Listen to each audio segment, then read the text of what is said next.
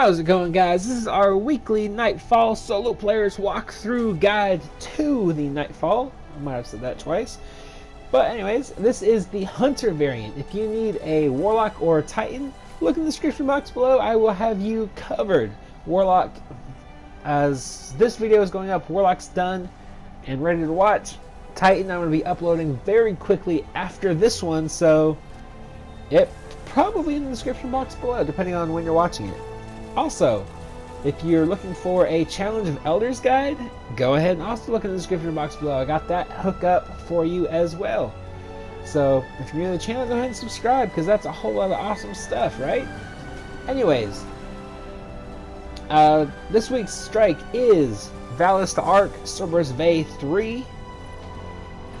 It's not too difficult. It's actually one of my more favorite Nightfalls strikes to solo in the Nightfall. Just about no matter what the modifiers. So break this down, make it easy for you guys, and yeah, let's go ahead and get into the modifiers and then the setup, and we'll hit up the guide. Modifiers include Epic, heavily shielded and highly aggressive enemies appear in great numbers. Berserk, minions of the darkness won't flinch even after massive damage. Fresh troops, some enemy squads have been fortified with additional reinforcements. Airbourne, players deal more damage while in the air. And Catapult, grenade recharge rate is greatly increased. As far as setup goes, we're rocking Chaos Dogma, probably my favorite scout rifle in the entire game. Ex Machina, my favorite sniper rifle in the entire game. But if you don't have either of these, go ahead and rock something like Hand of Judgment. Anything with like high impact is pretty much what you want. Same with sniper rifles. Something like Devil's Dawn or Event Horizon will also work pretty great. And then of course we're rocking Gallahorn. And then as far as exotics go, we're using Seal to Hamkar's Grasp.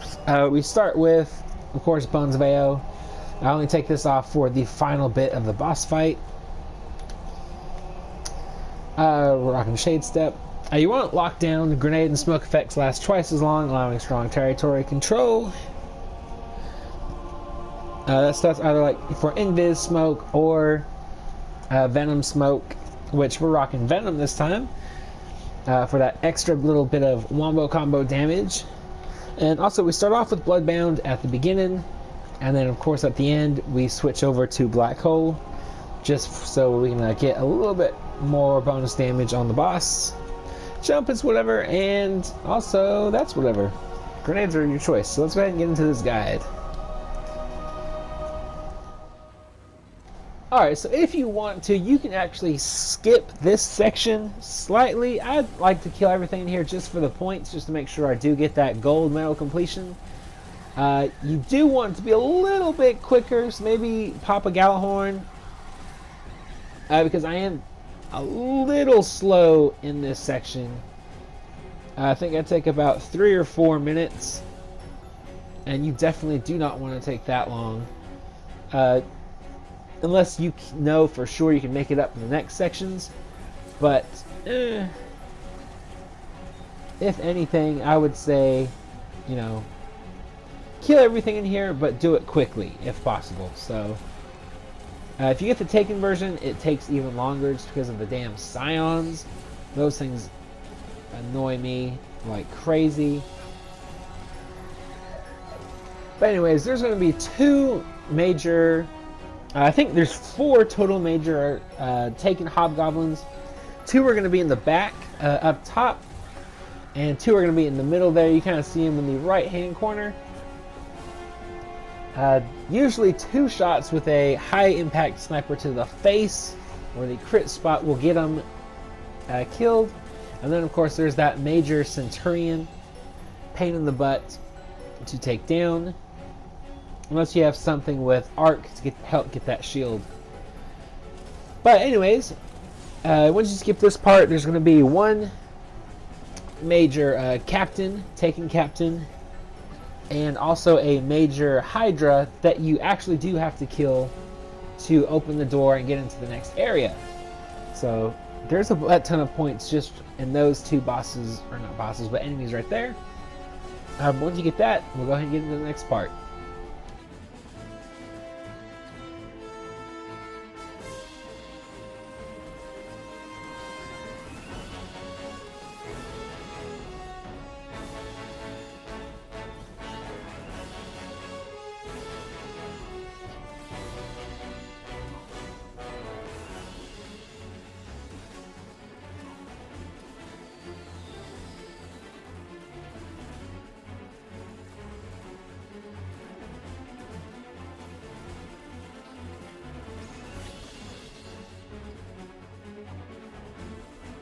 Alright, so this section, if you have a tether, that would be great right here.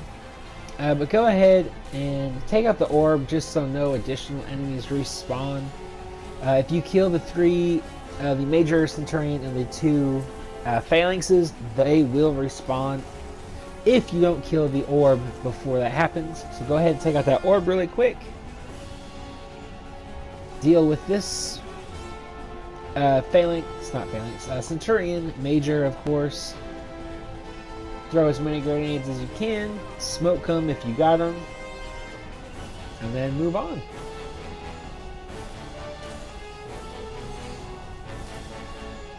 Can't believe I hit him with that shot right there, to be honest. But the Taken version of this is not my favorite at all. I actually strongly dislike the Taken version in this section. But go ahead and take out all the hobgoblins. There's going to be, I think, 2 on the right, 1 or 2 in the middle, and then the major up top.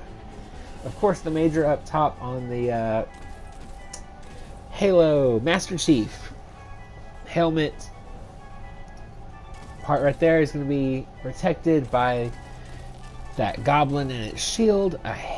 Another thing I hate in this game, I hate the Taken goblins, dude. I hate them.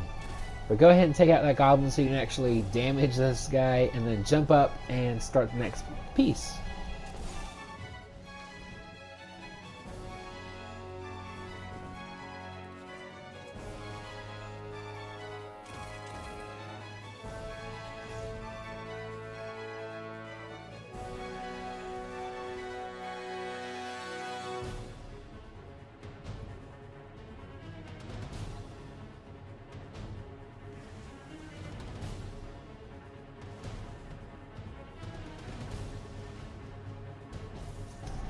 Alright, so go ahead, pick up your ammo, go ahead, and then immediately run over here.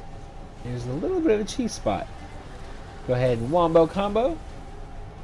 Tether would be pretty decent, although as you can see, luckily I didn't need it, as long as you stay in the air. And then you're just pretty much going to stay right here so you can actually dodge a lot of attacks coming from different enemies.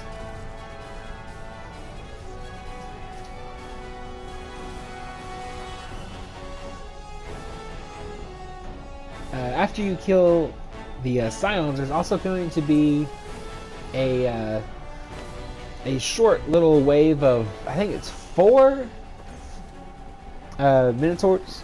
And just be careful with them because they will hurt you quite quickly, and they are invisible as well. So what I do, pop that scent, pop a tether, and then just take them all out in one shot. Just like so. Just be very careful not to die. There we go. And they're gone. So after that, the next wave should spawn in, which is going to be to my immediate left. You can see them spawning in there. Wombo combo and a well-placed rocket should do the trick. And then the final wave, if you don't succeed in that wave, it is a couple, not Minotaurs, but Hobgoblins, a major goblin, and then a couple regular goblins. It's not a whole lot of things to deal with. And then just take those 2 out. You want to take those guys out as quick as possible, because when this wave spawns in, it's going to be all Centurions. 2 regular and 1 major. That's why I am just hounding it with Gjallarhorn. So once all those 4 are done, collect what ammo you got, and if you get, I would prefer to get the Taken Sun thing, the major invisible guy that walks around on the bottom down there. But if the tank, what you want to do is kind of just move in and out of where he can see you. That way, you'll like kind of counteract his shot. That way, it'll charge. And then you'll go into cover, and it'll actually cancel it out because they can't see you. And then just jump right back again to where he can see you, and then just do that over and over. This is the best spot, in my opinion, to go. But it's up to you where you feel the safest. And then just pretty much take the tank out. Be very careful of that blast. It will one-shot you every single time, no matter what light level you are. So just be very careful of that. And well, yeah, we'll go ahead and speed up the next section.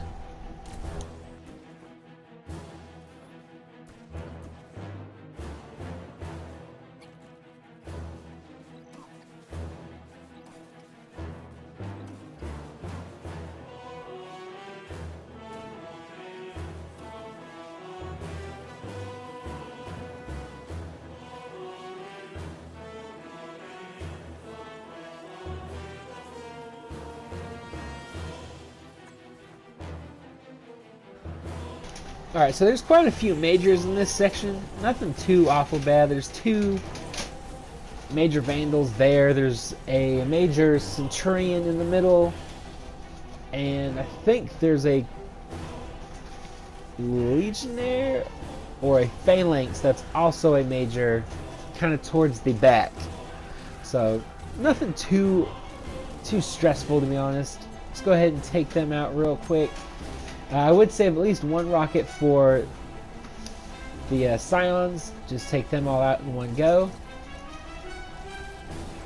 And then you should be pretty decently to go. Hopefully you get the heavy ammo box. That way you can just Gjallarhorn your way through this and not have to waste a synth. But yeah, other than that, we'll just go ahead and skip straight into the boss fight.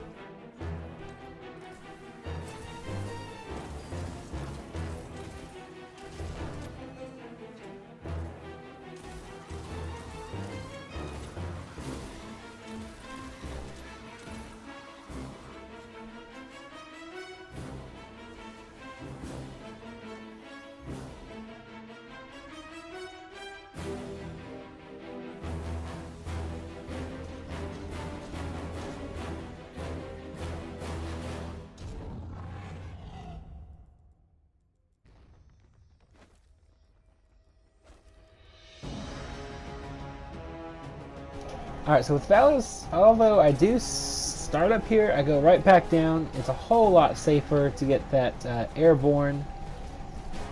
And what you want to do is just go ahead and shoot all your rockets, if you have any left, and then pop a synth to get the maximum amount of Gjallarhorn shots, and then just shoot it, and just before it hits Valis, go ahead and jump off to the right. That way you get a whole lot less damage on you and a whole lot more damage on the boss.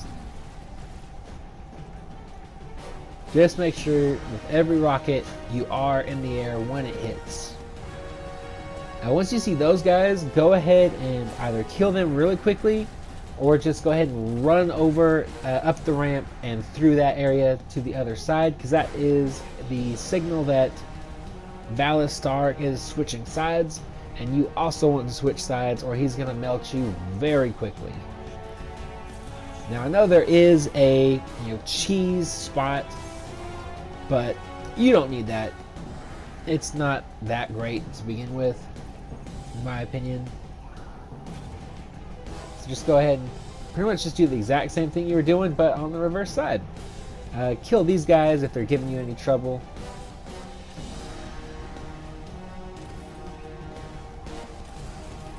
And then go right back. Just watch that door too. They do like to spawn in there. If you're low in health, you can actually hide down here. Very nice spot to know. We will also be returning to this spot when Valis switches sides again. Let's go ahead and just damage Valis enough to go ahead and switch sides, which is about a third health, I want to think. And then, yeah, pretty much you just want to stay down there and damage him. I'll just let the rest of this play out. So go ahead and like the video if you found it useful, helpful, informative, whatever. Hopefully it did help you out. Stay till the end for rewards. Rate, comment, subscribe, and share. You know the whole drill. And yeah, other than that, I'll talk to you guys later.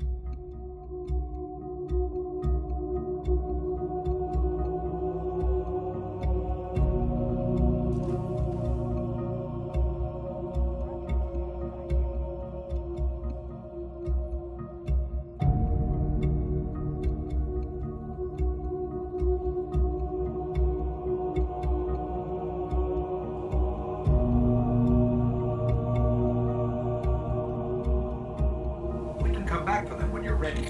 Let's get you home.